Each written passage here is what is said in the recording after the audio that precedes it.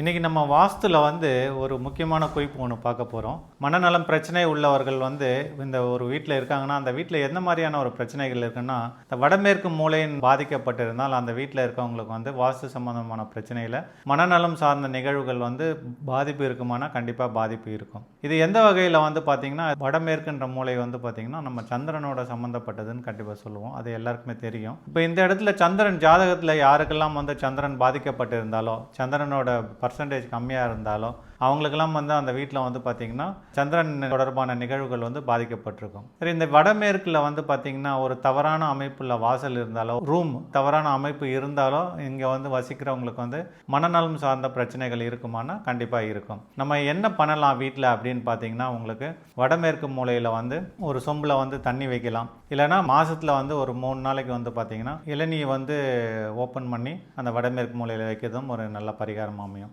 கோவில்கள்னு பார்த்தோம்னா நமக்கு சோமேஸ்வரர், சோமஸ்கந்தர், சந்திரசூடேஸ்வரர் இது மாதிரி சந்திரன் பெயர் உள்ள ஸ்தலங்களுக்கு சென்று வழிபட மிகச்சிறந்ததாக இருக்கும். நன்றி.